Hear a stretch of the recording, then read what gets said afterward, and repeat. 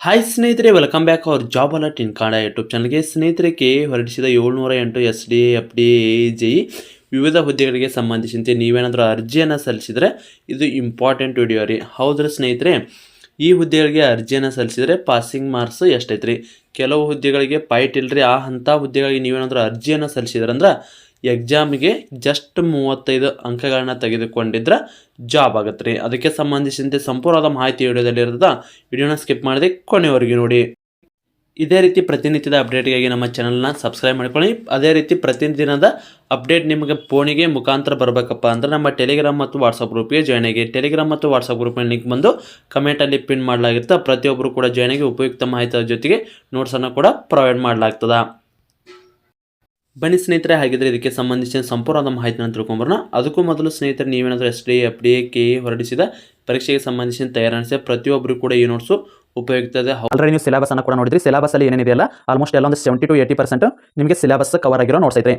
ಇಲ್ಲಿ ನೀವು ನೋಡ್ತಿರ್ಬೋದು, ಕರ್ನಾಟಕ ಇತಿಹಾಸ ಆಗಿರ್ಬೋದು, ಭಾರತ ಇತಿಹಾಸ ಆಗಿರ್ಬೋದು, ಕರ್ನಾಟಕ ಭೂಗೋಳ, ಭಾರತದ ಭೂಗೋಳ ಆಗಿರ್ಬೋದು, ಪ್ರಪಂಚದ ಭೂಗೋಳ, ಪ್ರಾಕೃತಿಕ ಭೂಗೋಳ ಆಗಿರ್ಬೋದು, ಪರಿಸರ ಅಧ್ಯಯನ, ವಿಜ್ಞಾನ ಮತ್ತು ತಂತ್ರಜ್ಞಾನ, ಕರ್ನಾಟಕ ಮತ್ತು ಭಾರತದ ಅರ್ಥಶಾಸ್ತ್ರ, ಭಾರತದ ಸಂವಿಧಾನ, ಕನ್ನಡ ವ್ಯಾಕರಣ, ಕಂಪ್ಯೂಟರ್ ಆಗಿರ್ಬೋದು, ಕರೆಂಟ್ ಅಫೇರ್ಸ್ ಆಗಿರ್ಬೋದು, ಮತ್ತೆ ನಿಮಗೆ ಓಲ್ಡ್ ಕ್ವಶ್ಚನ್ ಪೇಪರ್, SDA ಮತ್ತು FDA ಓಲ್ಡ್ ಕ್ವಶ್ಚನ್ ಪೇಪರ್ ಇವೆಲ್ಲ ನೋಟ್ಸ್ ಸೇರಿ 200 ರೂಪಾಯಿ ಐತ್ರಿ. ಈಗ ನೋಟಿಫಿಕೇಶನ್ ಆದ ಕಾರಣಕ್ಕಾಗಿ ಎಲ್ಲ ಸ್ಪರ್ಧಾಭ್ಯರ್ಥಿಗಳಿಗೆ ಯೂಸ್ ಆಗಲಿ ಅನ್ನೋ ಕಾರಣಕ್ಕಾಗಿ ಕೇವಲ 150 ರೂಪಾಯಿದಲ್ಲಿ ನಿಮಗೆ ಈ ಎಲ್ಲ PDF ನೋಟ್ಸ್ ಅನ್ನು ಕಳಿಸಲಾಗ್ತದೆ. ಇಂಟ್ರೆಸ್ಟ್ ಇರೋದು ಈ ನೋಟ್ಸ್ ಬೇಕಿತ್ತು ಕೆಳಗಡೆ ಕಾಣುವ ವಾಟ್ಸ್ಆಪ್ ನಂಬರ್ಗೆ ಮೆಸೇಜ್ ಮಾಡಿ ನೀವು ಕೂಡ ನೋಟ್ಸ್ ಅನ್ನು ಪಡೆದುಕೊಳ್ಳಬಹುದು. ಇವು ಎಲ್ಲ ನೋಟ್ಸ್ ನಿಮಗೆ PDF ಮುಖಾಂತರ ಇವರು ಕಳಿಸ್ಕೊಡ್ತಾರೆ. ಇಂಟ್ರೆಸ್ಟ್ ಇರೋ ಮಾತ್ರ ಕೆಳಗಡೆ ಕಾಣುವ ವಾಟ್ಸ್ಆಪ್ ನಂಬರ್ಗೆ ಮೆಸೇಜ್ ಮಾಡಿ. ಸ್ನೇಹಿತರೆ, ಕೇವಲ SDA FDA ಅಲ್ಲ, PC ಆಗಿರ್ಬೋದು, PSI ಆಗಿರ್ಬೋದು, SDA FDA ವಿಲೇಜ್ ಅಕೌಂಟ್ ಆಗಿರ್ಬೋದು, ನಿಮಗೆ ಆಲ್ಮೋಸ್ಟ್ ಎಲ್ಲ KS ಪ್ರಿಲಿಮ್ಸ್ ವರೆಗೂ ಕೂಡ ಈ ನೋಟ್ಸ್ಗಳು ಯೂಸ್ ಆಗ್ತವೆ. ಎಲ್ಲ ಕೂಡ ಕೈ ಬರದ ನೋಟ್ಸ್ ಇರ್ತಾವೆ. ಅದೇ ರೀತಿ ನಿಮಗೆ 6 to 10th ಸಮಾಜ ವಿಜ್ಞಾನ ಬೇಸಿಕ್ ನೋಟ್ಸ್ ಏನಾದರೂ ಬೇಕಾಗಿತ್ತಂದ್ರೆ ಕೇವಲ 100 ರೂಪಾಯಿದಲ್ಲಿ ಅವನು ಕೂಡ PDF ನೋಟ್ಸ್ ಅನ್ನು ಕಳಿಸಲಾಗ್ತದೆ. ಅದಕ್ಕೂ ಕೂಡ ಬೇಕಿತ್ತಂದ್ರೆ 6 to 10th ಬೇಸಿಕ್ ನೋಟ್ಸ್ ಇಲ್ಲಿ ಕೆಳಗಡೆ ಕಾಣುವ ವಾಟ್ಸ್ಆಪ್ ನಂಬರ್ಗೆ ಮೆಸೇಜ್ ಅನ್ನು ಮಾಡಿ ಸಂಪೂರ್ಣ ಮಾಹಿತಿಯನ್ನು ತಿಳಿಸಿಕೊಡ್ತಾರೆ. ಯಾರು ಕೂಡ ಕಾಲನ್ನು ಮಾಡ್ಕೋಬೇಡಿ, ಮೆಸೇಜ್ ಮಾಡಿ ಸಂಪೂರ್ಣ ಮಾಹಿತಿಯನ್ನು ತಿಳಿಸಿಕೊಡಲಾಗುವುದು.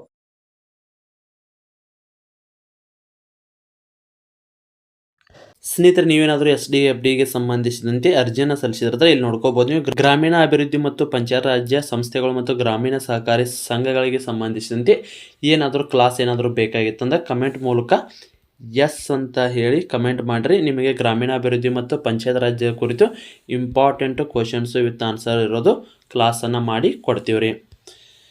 ಬನ್ನಿ ಸ್ನೇಹಿತರೆ, ಆಗಿದ್ದರೆ ಈಗ ಟಾಪಿಕ್ಗೆ ಬರೋದಾದರೆ ಸ್ನೇಹಿತರೆ, ಆಗಿದ್ದರೆ ಕೆಲವು ಹುದ್ದೆಗಳಲ್ಲಿ ಕಾಂಪಿಟೇಷನ್ ತುಂಬ ಕಡಿಮೆ ಐತ್ರಿ. ಅಂಥ ಅಭ್ಯರ್ಥಿಗಳು ಅಥವಾ ನೀವೇನಾದರೂ ಈ ಹುದ್ದೆಗಳಿಗೆ ಸಂಬಂಧಿಸಿದಂತೆ ಪಾಸ್ ಏನಾದರೂ ಆಗಬೇಕಂತಂದ್ರೆ ಈ ಸ್ಕೋರು ಕಡ್ಡಾಯವಾಗಿರ್ತದೆ. ಹಾಗಿದ್ರೆ ಈ ಹುದ್ದೆಗಳಿಗೆ ಸಂಬಂಧಿಸಿದಂತೆ ಪಾಸಿಂಗ್ ಸ್ಕೋರ್ ಎಷ್ಟು ಅಂತ ನೋಡೋದಾದರೆ ಸ್ನೇಹಿತರೆ ನೋಡ್ರಿ, ಇಲ್ಲಿ ಅಫಿಷಿಯಲ್ ಆಗಿ ಇಲಾಖೆ ಕೊಟ್ಟಿದ್ದ ನೋಟಿಫಿಕೇಶನಲ್ಲಿರೋ ಮಾಹಿತಿ ಇದು. ಇಲ್ಲಿ ನೋಡ್ರಿ, ಸ್ಪರ್ಧಾತ್ಮಕ ಪರೀಕ್ಷೆಗೆ ವಿವರಾದ ವೇಳಾಪಟ್ಟಿಯನ್ನು ಪ್ರಾಧಿಕಾರದ ವೆಬ್ಸೈಟ್ನಲ್ಲಿ ನಂತರ ಆಲ್ರೆಡಿ ಪ್ರಕಟಿಸಿದ್ದಾರೆ. ಎಕ್ಸಾಮ್ ಬಂದು ನೀವು 22ನೇ ತಾರೀಕಿನ ನಾನು HKದ್ದು ಎಕ್ಸಾಮ್ ಸ್ಟಾರ್ಟ್ ಆಕವ್ರಿ ಇದೇ ತಿಂಗಳು 22ಕ್ಕೆ ರೀ.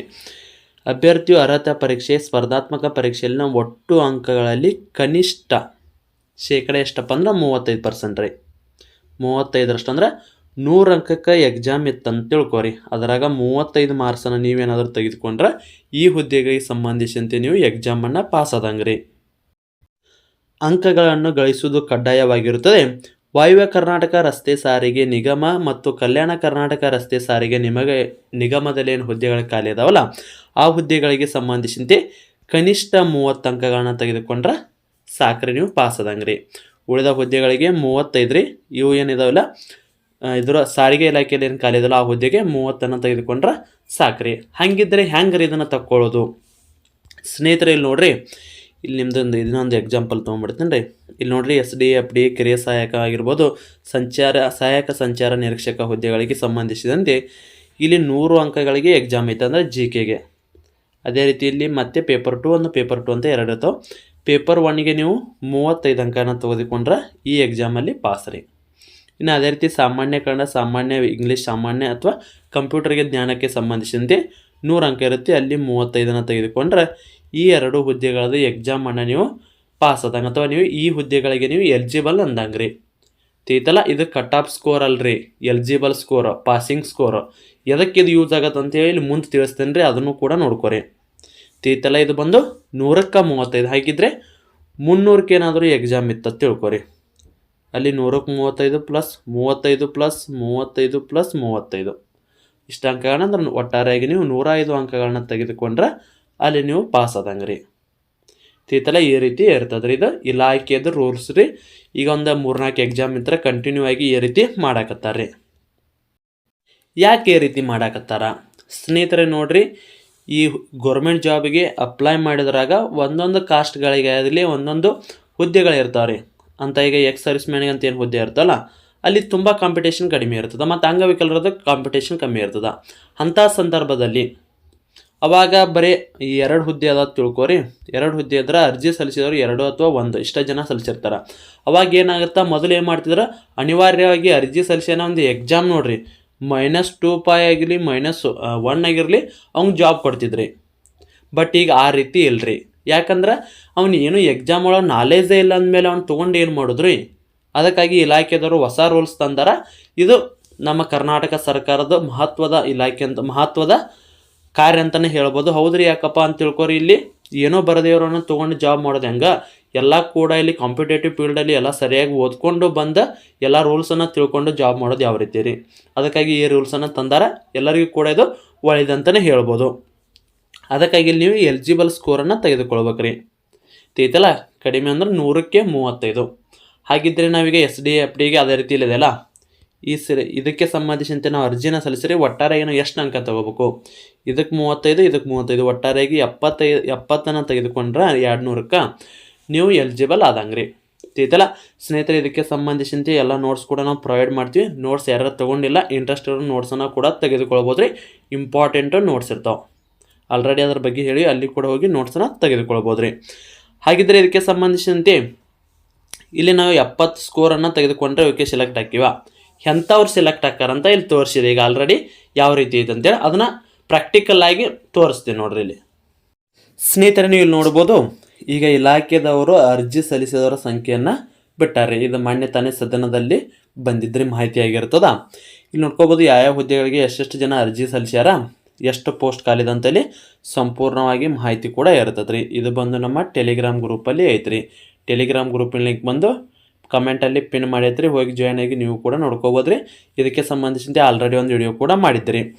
ಇದನ್ನ ಯಾಕೆ ಇವತ್ತು ತೋರ್ಸಕತ್ತೀನಪ್ಪ ಅಂದ್ರೆ ನೋಡ್ರಿ, ಇಲ್ಲಿ ಕೆಲವು ಹುದ್ದೆಗಳಿಗೆ ನಾ ಎಷ್ಟು ಅಂಕಗಳನ್ನ ತೆಗೆದುಕೊಳ್ಬೇಕಂತ ಆಲ್ರೆಡಿ ಹೇಳಿದೆ. ಸ್ನೇಹಿತರೆ ಇಲ್ಲಿ ನೋಡ್ರಿ, ಇಲ್ಲಿಂತರ ಬರೋಣಂದ್ರೆ ಇಲ್ಲಿ ಡೈರೆಕ್ಟ್ ಇಲ್ಲೇ ಬರುತ್ತೆ ನೋಡ್ರಿ. ಇಲ್ಲಿ ನೋಡ್ರಿ, ಸಹಾಯಕ ಕಾನೂನು ಅಧಿಕಾರಿ ಅಂತೇಳಿ ಆಂತರಿಕ ಅಂತೇಳಿ ಒಂದು ಹುದ್ದೆ ಖಾಲಿ ಐತ್ರಿ. ಇಲ್ಲಿ ಅದೇ ರೀತಿ ಸಹಾಯಕ ತಾಂತ್ರಿಕ ಶಿಲ್ಪಿ ಅಂತೇಳಿ 2 ಹುದ್ದೆ ಖಾಲಿ ಅದಾವು. ಇಲ್ಲಿ ನೋಡ್ರಿ, ತಲಾ 2 ಹುದ್ದೆಗಳಿಗೆ ಒಬ್ಬೊಬ್ಬರು ಮಾತ್ರ ಅರ್ಜಿನ ಸಲ್ಲಿಸ್ಯಾರ್ರಿ. ಇಲ್ಲಿ ಖಾಲಿ ಇರುವ ಹುದ್ದೆಗಳು 2 ರೀ. ಸಹಾಯಕ ತಾಂತ್ರಿಕ ಶಿಲ್ಪಿ ಹುದ್ದೆಗೆ ಎಷ್ಟು ಖಾಲಿ ಇರುವ 2 ಹುದ್ದೆಗಳು 2 ಅದಾವೆ. ಬಟ್ ಅಲ್ಲಿ ಅರ್ಜಿ ಸಲ್ಲಿಸಿದವರು ಒಬ್ಬರ ಅರ್ಜಿ ಸಲ್ಲಿಸ್ಯಾರ. ಇಂಥ ಸಂದರ್ಭದಲ್ಲಿ ಹಾಗಿದ್ರೆ ಮೊದಲು ಏನು ಮಾಡ್ತಿದ್ರು, ಡೈರೆಕ್ಟಾಗಿ ಈ ಅಭ್ಯರ್ಥಿಗೆ ಅರ್ಜಿ ಸಲ್ಲಿಸ್ಯಾನಂದ್ರೆ ಇವನ ಒಬ್ಬನ ಅರ್ಜಿ ಸಲ್ಲಿಸ್ಯಾನ, ಇವನ ಒಟ್ಟು ಎಕ್ಸಾಮನ್ನು ಅಟೆಂಡ್ ಮಾಡಿದರೆ ಇವಂಗ ಜಾಬನ್ನು ಕೊಡ್ತಿದ್ರು. ಬಟ್ ಈಗ ಆ ರೀತಿ ಇಲ್ಲ. ಇವು ಏನಾದರೂ ಈ ಹುದ್ದೆ ಸಾರಿ ಸೆಲೆಕ್ಷನ್ ಆಗ್ಲಿಕ್ಕೆ ನೆಕ್ಸ್ಟ್ ಕಳಿಸ್ತಾರೆ. ನೆಕ್ಸ್ಟ್ ಮತ್ತೆ ನೇಮಕಾತಿ ಆದಾಗ ಅವಾಗ ಸೆಲೆಕ್ಷನ್ ಮಾಡ್ಕೋತಾರೆ. ಈ ಅಭ್ಯರ್ಥಿ ಏನಾದರೂ ಈಗ 100ಕ್ಕೆ ಎಷ್ಟು ಅಂಕ ತೆಗೆದುಕೊಳ್ಬೇಕು, 35 ಮಾರ್ಕ್ಸ್ ಅಂದರೆ ಇದು ಪಾಸಿಂಗ್ ಸ್ಕೋರ್. ಇಷ್ಟಾದರೂ ಅಂಕನ ತೆಗೆದುಕೊಂಡ್ರೆ ಮಾತ್ರ ಈ ಹುದ್ದೆಯನ್ನು ಆ ಅಭ್ಯರ್ಥಿಗೆ ನೀಡ್ತಾರೆ. ಇಲ್ಲ ಅಂದ್ರೆ ಆ ಹುದ್ದೆಯನ್ನು ಖಾಲಿ ಉಳಿತದಲ್ಲ, ಅದು ಖಾಲಿ ಇರೋ ಹುದ್ದೆನ ಮಸ್ತ್ ಹೊಸ ನೇಮಕಾತಿ ಮಾಡ್ಕೊಂಡಾಗ ತುಂಬ್ಕೋತಾರೆ. ತಿಳಿತಲ್ಲ, ಪ್ರತಿಯೊಂದು ಅದೇ ರೀತಿ. ಯಾಕಪ್ಪ ಅಂದರೆ ಇಲ್ಲಿ ಕೆಲವು ಹುದ್ದೆಗಳಿಗೆ ನೋಡ್ಕೊರಿ ತುಂಬಾ ಕಾಂಪಿಟೇಷನ್ ಕಡಿಮೆ ಐತಿ. ಇಲ್ಲಿ ನೋಡಿ, ಸಹಾಯಕ ಸಂಚಾರ ಹುದ್ದೆಗಳು 8 ಖಾಲಿ ಅದಾವ. ಅರ್ಜಿ ಸಲ್ಲಿಸಿದವರು 20 ಜನ ಮಾತ್ರ ಅದಾರ. ಇಲ್ಲಿ ಅವರು 100ಕ್ಕೆ ಏನಾದರೂ ಒಂದು ವೇಳೆ 100ಕ್ಕೆ ಬರೀ 20-25 ಅಷ್ಟೇ ತೊಗೊಂಡ್ರಂದ್ರೆ, ಅಥವಾ ಈಗ ಬೇರೆ ಕಾಂಪಿಟೇಷನ್ ಲೋ ಇರೋದು ಇವು ಕಷ್ಟ ರೀ. ಇಲ್ಲಿ ಏನು ಹುದ್ದೆಗಳದಲ್ಲ, ಈ ಹುದ್ದೆಗಳಿಗೆ ಒಂದಿಷ್ಟು ಹುದ್ದೆಗಳಿಗೆ ಕಾಂಪಿಟೇಷನ್ ಕಡಿಮೆ ಐತಿ, ಕೆಲವು ಹುದ್ದೆಗಳಿಗೆ ಜಾಸ್ತಿ ಐತಿ, ಪರವಾಗಿಲ್ಲ. ಅಲ್ಲಿ ಕೂಡ ಹಂಗೆ ರೀ, ಎಲ್ಲಾದರೂ ಕೂಡ ಇಲ್ಲಿ ಪಾಸಿಂಗ್ ಸ್ಕೋರ್ ಅನ್ನೋದು ಮೇನ್ ರೀ. ಯಾರ್ಯಾರಿಗೆ ಒಟ್ಟು ನೋಡ್ರಿ, ಇಲ್ಲಿ 4 ಜನ ಅದಾರ, ಇರೋದು ಒಂದೇ ಹುದ್ದೆ ಐತಿ. ಒಬ್ಬ ಅಭ್ಯರ್ಥಿದಲ್ಲಿ 35 ಆಗೈತಿ, ಒಬ್ಬಂದು 38 ಆಗೈತಿ, ಒಬ್ಬಂದು 40 ಆಗೈತಿ, ಒಬ್ಬಂದು 45 ಆಗೈತಿ. ಇಂಥ ಪರಿಸ್ಥಿತಿ ಬಂದಾಗ ಇವ್ರು ಒಟ್ಟರು ಕೂಡ ಪಾಸ್ ಆಗ್ಯಾರ. 35 ತೊಗೊಂಡ್ರೆ ಪಾಸ್, ಇವನು ಪಾಸ್ ಆಗ್ಯಾನ, ಇವನು ಪಾಸ್ ಆಗ್ಯಾನ, ಇವನು ಪಾಸ್ ಆಗ್ಯಾನ, ಇವನು ಪಾಸ್ ಆಗ್ಯಾನ. ಅವಾಗ ಏನು ಮಾಡ್ತಾರೆ, ಕಟಾಪ್ ಹಿಡಿತಾರೆ ರೀ. ಅಂದರೆ ಹೆಚ್ಚಿನ ಸ್ಕೋರನ್ನು ಯಾರೇ ಆಗಿರ್ತಾವೆ ಅವರಿಗೆ ಸೆಲೆಕ್ಷನ್ ಮಾಡಿ ಆ ಹುದ್ದೆಯನ್ನು ನೀಡ್ತಾರೆ. ತಿಳಿತಲ್ಲ, ಈ ರೀತಿ ಪ್ರೊಸೆಸ್ ಇರ್ತದ. ಇಲ್ಲಿ ಪಾಸಿಂಗ್ ಸ್ಕೋರು ಇಂಪಾರ್ಟೆಂಟ್. ಏನು ನೀವು ಒಬ್ಬರೇ ಇದ್ದರೆ ಅಂದ್ರೆ ಪಾಸಿಂಗ್ ಸ್ಕೋರ್ ಜಸ್ಟ್ ಪಾಸ್ ಆದ್ರೆ ನಿಮ್ಮ ಸೆಲೆಕ್ಷನ್ ಮಾಡ್ಕೋತಾರೆ. ಇಲ್ಲಪ್ಪ ನೀವು ಭಾಳ ಜನ ಎಲ್ಲರೂ ಕೂಡ ಪಾಸ್ ಆಗಿದ್ರೆ ಅಂದ್ರೆ ಹಿಂಗೆ ನೋಡಿರಿ, ಹಿಂಗೆ ಭಾಳಷ್ಟು ಜನ, ಈಗ ಒಬ್ಬರ ಅಂತಲ್ಲ ಸಾವಿರಾರು ಲಕ್ಷಾಂತರ ಗಂಟಲೆ ಅಭ್ಯರ್ಥಿಗಳು ಪಾಸ್ ಆಗಿರ್ತಾರೆ. ಅವಾಗ ಹೆಚ್ಚಿನ ಸ್ಕೋರ್ ಯಾರಿಗೆ ಇರ್ತದಲ್ಲ ಅವರನ್ನು ಸೆಲೆಕ್ಷನ್ ಮಾಡ್ಕೋತಾರೆ. ತಿಳಿತಲ್ಲ, ಎಲ್ಲ ಡೌಟ್ ಕ್ಲಿಯರ್ ಅದಂತ ಅನ್ಕೋತೀನಿ. ಅದಕ್ಕಾಗಿ ಈ ಹುದ್ದೆಗಳಿಗೆ ಅರ್ಜಿ ನೀವೇನಾದರೂ ಸಲ್ಲಿಸಿದ್ರೆ ಮಿಸ್ ಮಾಡ್ದೆ ಎಕ್ಸಾಮ್ ಬರೀರಿ. ಎಕ್ಸಾಮ್ಗೆ ಸಂಬಂಧಿಸಿದಂತೆ ಸಿಲೆಬಸ್ಸಲ್ಲಿರೋ ನೋಟ್ಸ್ ಏನಾದರೂ ಬೇಕಾದ್ರೆ ಜಿ ಕೆಗೆ ಸಂಬಂಧಿಸಿದಂತೆ ಮತ್ತು ಅದೇ ರೀತಿ ಕಮ್ಯುನಿಕೇಷನ್ ಎಕ್ಸಾಮ್ಗೆ ಸಂಬಂಧಿಸಿದಂತೆ ನೋಟ್ಸ್ ಏನಾದರೂ ಬೇಕಾದ್ರೆ ಆಲ್ರೆಡಿ ತಿಳಿಸಿನ್ರಿ. ಅವನಷ್ಟು ನೋಟ್ಸ್ ಒಂದು ಓದ್ಕೊಂಡು ಹೋದ್ರಂದ್ರೆ ಆರಾಮಾಗಿ ನೀವು ಈಗ ಏನೂ ಓದಿಯಲ್ಲಪ್ಪ ನಾ ಅವ್ನು ಅಷ್ಟ ಓದ್ತೀನಿ ಅಂದರೂ ಕೂಡ ಇಲ್ಲಿ ಒಂದು 70 to 80% ಆದರೂ ಕೂಡ ಇಲ್ಲಿ ಕ್ವಶನ್ ಬಂದೇ ಬರ್ತಾವೆ. ಅದಕ್ಕಾಗಿ ಸರಿಯಾಗಿ ಓದ್ಕೊಂಡು ಹೋಗ್ರಿ. ಯಾಕಂದ್ರೆ ಕಾಂಪಿಟೇಷನ್ ಕಡಿಮೆ ಐತ್ರಿ, ಉಳಿದಿದ್ದಲ್ಲಿ ಭಾಳ ಜನ ಕಾಂಪಿಟೇಷನ್ ಐತಿ. ಇಲ್ಲಿ ತೋರಿಸ್ತೀನಿ ತಡ್ರಿ, ಇದು ನೋಡ್ರಿ, ಸಹಾಯಕ ಸಂಚಾರ ನಿರೀಕ್ಷಕ 19 ಹುದ್ದೆ ಖಾಲಿ ಇದಾವೆ, 51,000 ಜನ ಅರ್ಜಿ ಸಲ್ಲಿಸ್ಯಾರ. ಅಲ್ಲಿ ಹೆವಿ ಕಾಂಪಿಟೇಷನ್. ಇಲ್ಲಿ ನೋಡ್ಕೊರಿ, ನಿಮ್ಗೆ ಸಹಾಯಕ ಆಡಳಿತಾಧಿಕಾರಿ 21 ಬರೀ, ಸಹಾಯಕ ಲೆಕ್ಕಾಧಿಕಾರಿ 36, ಅದೇ ರೀತಿ ಸಹಾಯಕ ಕಾರ್ಮಿಕ ಮತ್ತು ಕಲ್ಯಾಣಾಧಿಕಾರಿ 22, ಅದೇ ರೀತಿ ಸಹಾಯಕ ತಾಂತ್ರಿಕ ಶಿಲ್ಪಿ 57. ಭಾಳ ಕಡಿಮೆ ರೀ. ಇಲ್ಲಿ ನೋಡ್ರಿ 8 ಪೋಸ್ಟ್ ಅದ, 20 ಜನ ಮಾತ್ರ. ಇದರ 4-5 ಜನ ಮೊದಲು ಎಕ್ಸಾಮ್ಗೆ ಬರೋಂಗಿಲ್ಲ. ಆಗ ಬರೀ ಒಂದು ಹುದ್ದೆಗೆ 2 ಫೈಟ್ ರೀ. ಅವಾಗ ಮಿನಿಮಮ್ ಮಾರ್ಕ್ಸ್ 35 ತೆಗೆದುಕೊಂಡಿಲ್ಲ ಅಂದ್ರೆ ಅಲ್ಲೇ ಸಾಕಷ್ಟು ಜನ ಹೊರಗೆ ಹೋಗ್ಬಿಡ್ತಾರೆ ತಿತ್ತಲ್ಲ. ಅದಕ್ಕಾಗಿ ಇಲ್ಲಿ ಮಿನಿಮಮ್ ಸ್ಕೋರ್ ಆದರೂ ಕೂಡ ಮಾಡ್ಕೊಂಡ್ರೆ ಜಾಬ್ ಆಗುವಂಥವ ಇವು ಹುದ್ದೆಗಳರೀಗ. ನೀವು ಜಸ್ಟ್ 35 ತೊಗೊಂಡ್ರು ಕೂಡ ಜಾಬ್ ಆಗ್ಬೇಕಂದ್ರೆ ಇವಕ್ಕೆ ಯಾರೆಲ್ಲ ಅರ್ಜಿ ಸಲ್ಲಿಸಿರಿ ಅದ್ರೊಳಗೆ ನಮ್ಮ ವಿಡಿಯೋ ನೋಡಕತ್ತಾರ ಇದ್ರಂದ್ರೆ ಮಿಸ್ ಮಾಡ್ದೆ ಹೋಗ್ರಿ, 100% ಜಾಬ್ ಆಕತಿ ಫಿಕ್ಸ್ ರೀ. ಅದಕ್ಕಾಗಿ ಹೇಳಕತ್ತಿದ್ರಿ ಸ್ನೇಹಿತರೆ, ಇವತ್ತಿನ ವಿಡಿಯೋದಲ್ಲಿ ಸಂಪೂರ್ಣವಾಗಿ ಈ 35 ಮಾರ್ಕ್ಸನ್ನು ಯಾರೆಲ್ಲ ತೆಗೆದುಕೊಂಡ್ರೆ ಪಾಸ್ ಆಕಾರಂತೆ ತಿಳಿಸಿವ್ರಿ. ವಿತ್ ಪ್ರೂಫ್ ಸಮೇತ ತಿಳಿಸಿವಿ, ಯಾರು ಮಿಸ್ ಮಾಡ್ಕೋಕೆ ಹೋಗ್ಬೇಡ್ರಿ.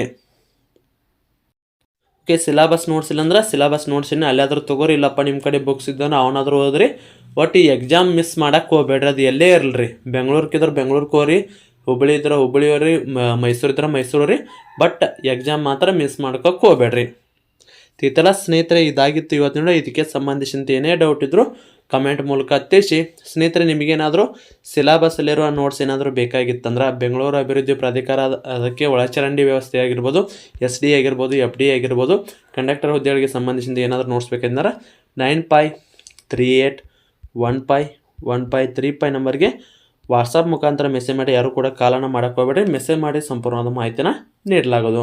ಸ್ನೇಹಿತರೆ, ಇದಾಗಿತ್ತು ಇವತ್ತು ವಿಡಿಯೋ. ಮತ್ತೆ ಮುಂದಿನ ವಿಡಿಯೋದಲ್ಲಿ ಸಿಗೋಣ. ಶುಭ ದಿನ. ಸ್ನೇಹಿತರೆ, ಮಿಸ್ ಆಗದೆ ಪ್ರತಿಯೊಬ್ಬರು ಕೂಡ ನಮ್ಮ ಟೆಲಿಗ್ರಾಮ್ ಮತ್ತು ವಾಟ್ಸಪ್ ಗ್ರೂಪ್ಗೆ ಜಾಯ್ನ್ ಆಗಿ. ನಾ ಆಲ್ರೆಡಿ ಕಮೆಂಟ್ದಾಗ ಪಿನ್ ಮಾಡೀನಿ ರೀ, ಪ್ರತಿಯೊಬ್ಬರು ಜಾಯ್ನ್ ಆಗಿ. ಮತ್ತೆ ಮುಂದಿನ ವಿಡಿಯೋದಲ್ಲಿ ಸಿಗೋಣ. ಶುಭ ದಿನ.